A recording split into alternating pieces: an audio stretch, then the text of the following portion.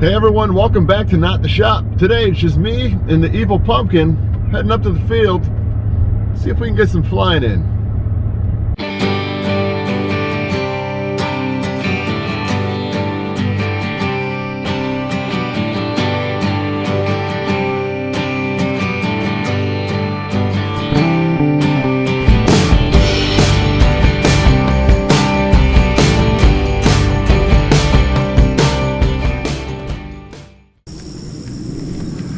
Alright, welcome back to the shop. Yeah, what I planned on doing today never came to total fruition. Let's just say that I was fortunately unfortunate today. Plane flew great. I had one flight on it. I wanted to have 2 or 3. The first flight was just to check to make sure that the repairs I did to the exhaust system weren't going to rear its ugly head and have the exhaust loosen up in flight. So I sent it up for a 10-minute flight. Everything went spectacular. Came in for a landing. I had the idle a little too low, so the engine kicked out when I was probably about yay high off the ground. I was a couple feet off the ground, all of a sudden the engine just shut down. And perfect landing. It was the best landing so far I've had with that one, and I've had some pretty sketchy landings with it.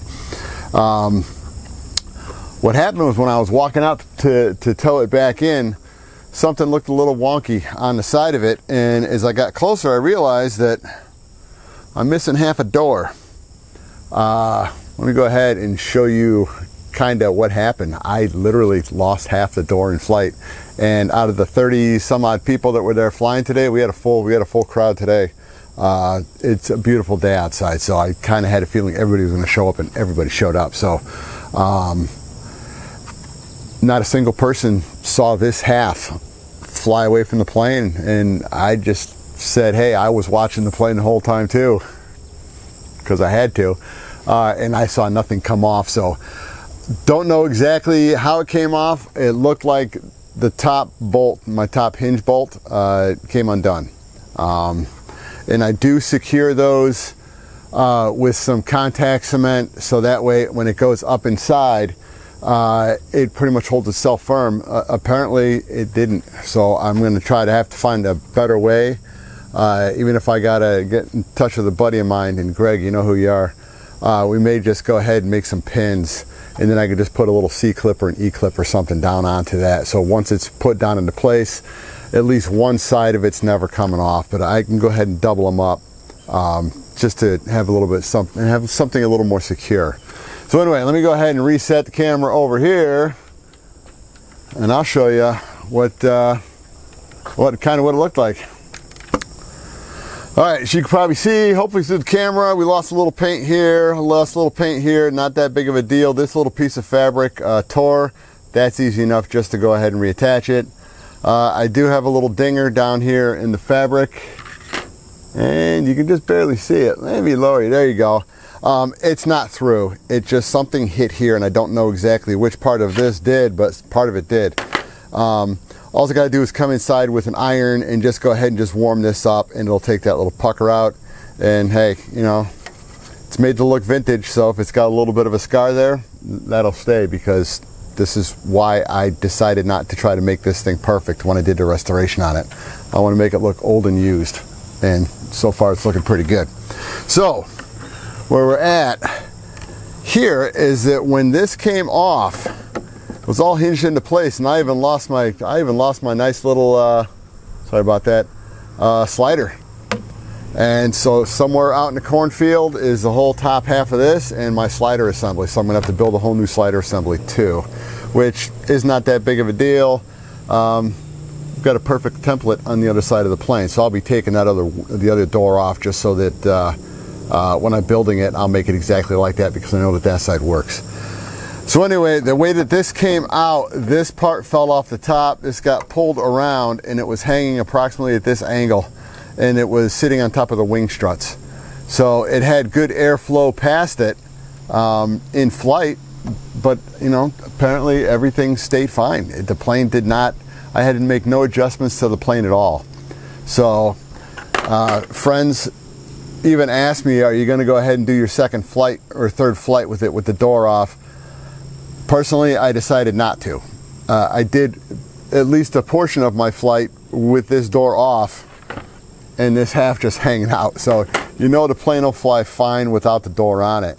But because I was going to be pretty much blowing smoke out the tailpipe on this one, the last thing I wanted was anything swirling around because of this pocket up here. If it's going to create a vacuum turbulence on this side, if for some reason it happens to pull some of the exhaust up around the side, then any unburnt oils in the smoke will go inside the fuselage, and that's really a bad spot for it. So I just decided, let's just go ahead and shut this down for the day. We'll get this repaired, and then we'll get back up to the field hopefully in the next week or so, and then see what she can do.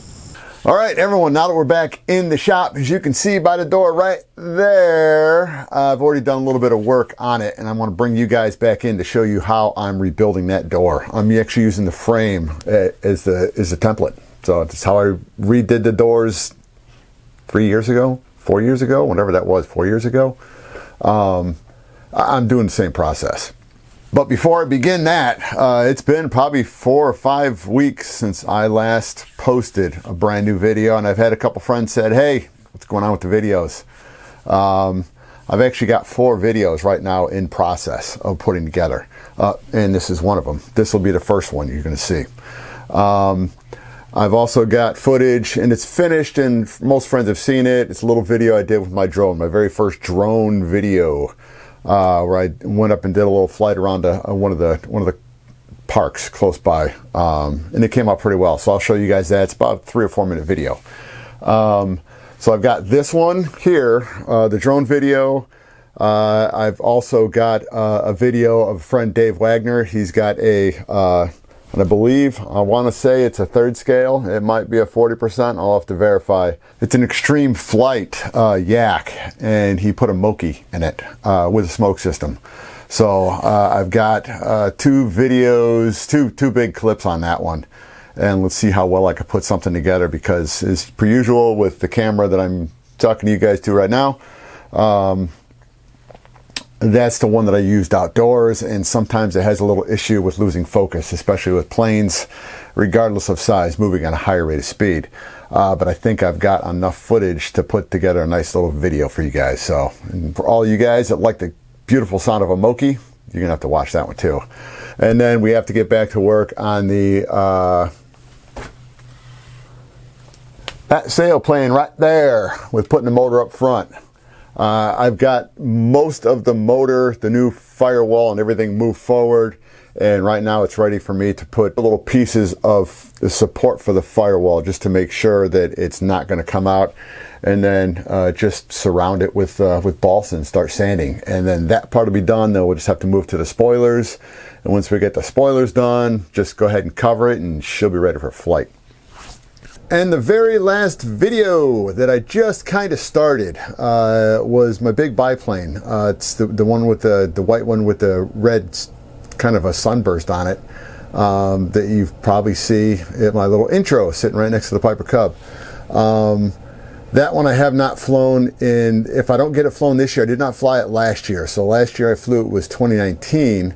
I figured this year I want to get it up for at least a couple flights, and that also has a smoke system in it. So I was changing radios, so I had to come up, reprogram everything in, and fought with the smoke pump. Finally got that all dialed in to the way I want it, but now I have to go in and remove the smoke oil tank to go ahead and put a new line in it, and that is a 3-hour job. Just how to get to it, so I will show you guys what I have to do just to get to that smoke tank that I custom built the fuselage just to put that where it's at. So the amount of stuff I have to take out just to get that thing off, you're pretty much almost stripping down most of the plane, the internal parts of it, and you'll see. So anyway, so yeah, so that's even though there's 5 videos, 4 of them are in the editing stage. So so let's get back to taking care of this.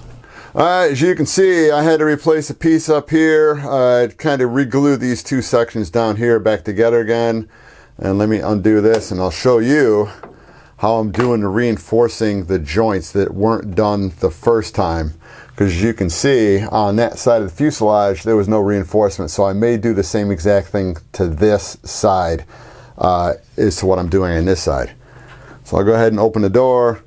What I did, I don't know how well you're going to be able to see it. You can see a little strip of balsa, or excuse me, a little strip of plywood. It's a real thin plywood. I think it's 16th inch plywood.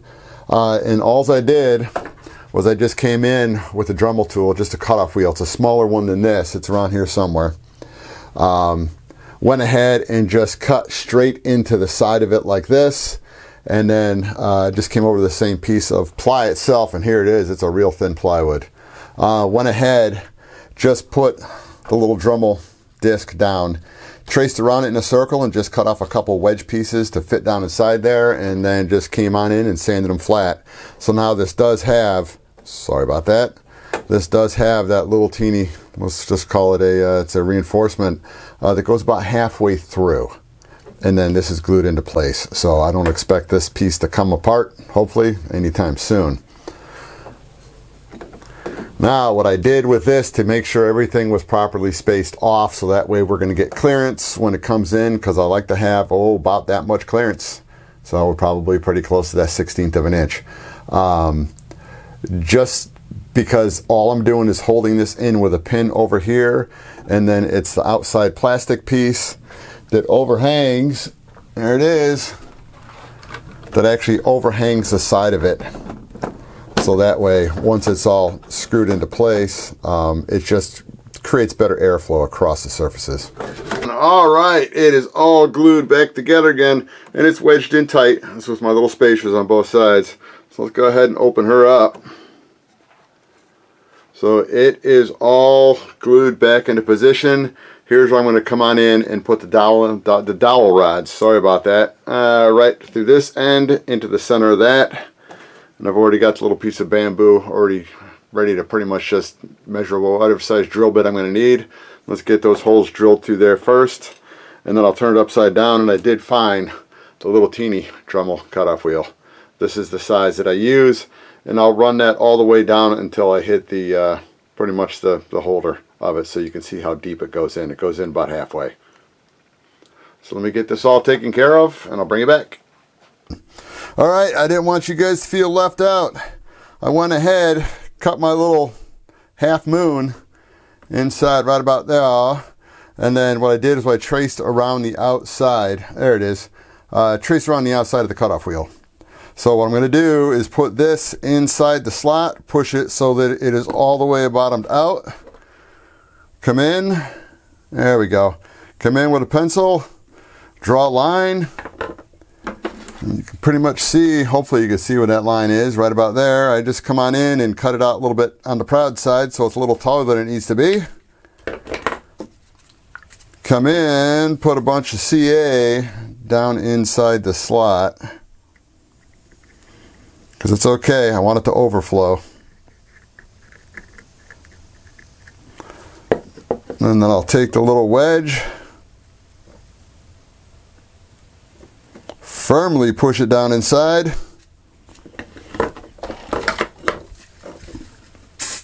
Hit it with a little bit of kicker, and it's done. A couple minutes, I'll come out, I'll get this all sanded down, and then this, because I've already put the little bamboo rods pushed inside, the little skewers on that side and on that side. So it's got a final sand up, and then we're on to step number 2. Bring it right back. All right, what we're going to do now is we're going to go ahead. Here's nitrate dope. You guys who've watched the channel for many years, it's my weapon of choice when it comes to vintage models. So what I have to do is I got to go in and seal the wood. So all I'm going to do is come in. I can use just a small acid brush, because all we're doing is we're going to be putting on probably about 4 or 5 coats of nitrate dope. Let it soak into the spruce, so I can go ahead and prime it and get it ready for paint. All right, as you can see, she's pretty rock solid, so it's good to go. So I'm going to go ahead, we're going to call this a video, because for me it's just pretty much putting on multiple coats of nitrate dope, sanding it down between coats, And then next time I see you guys back down in the shop, let's get this sucker painted up, and we'll put the new covering on it, paint that, and call this job done. So I'll see you guys next time. I'm back down in the shop.